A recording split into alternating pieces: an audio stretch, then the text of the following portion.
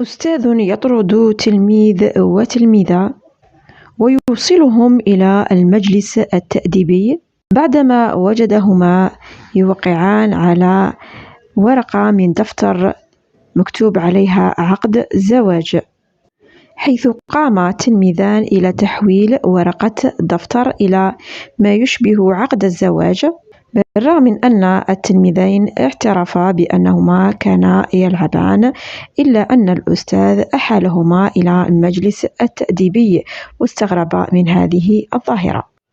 فهل تصرف الأستاذ صحيح؟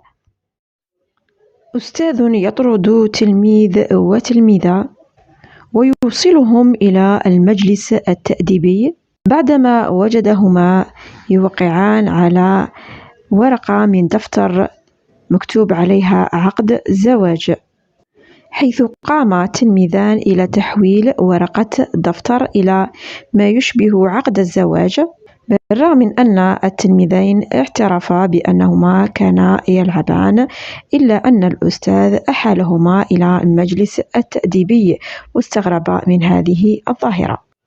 فهل تصرف الأستاذ صحيح؟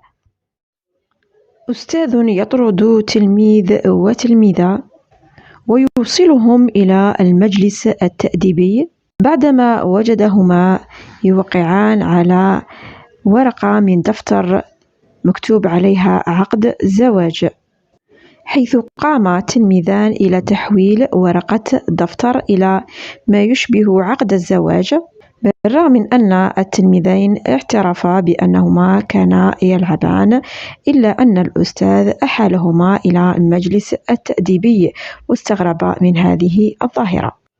فهل تصرف الأستاذ صحيح؟ أستاذ يطرد تلميذ وتلميذة ويوصلهم إلى المجلس التأديبي بعدما وجدهما يوقعان على ورقة من دفتر مكتوب عليها عقد زواج، حيث قام التلميذان إلى تحويل ورقة الدفتر إلى ما يشبه عقد الزواج، بالرغم من أن التلميذين اعترفا بأنهما كانا يلعبان، إلا أن الأستاذ أحالهما إلى المجلس التأديبي واستغرب من هذه الظاهرة. فهل تصرف الأستاذ صحيح؟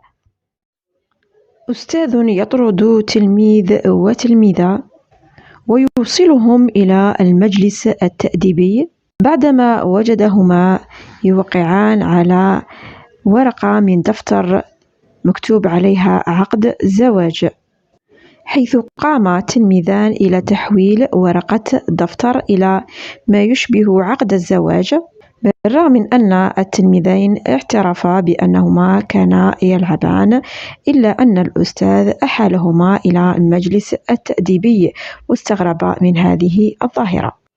فهل تصرف الأستاذ صحيح؟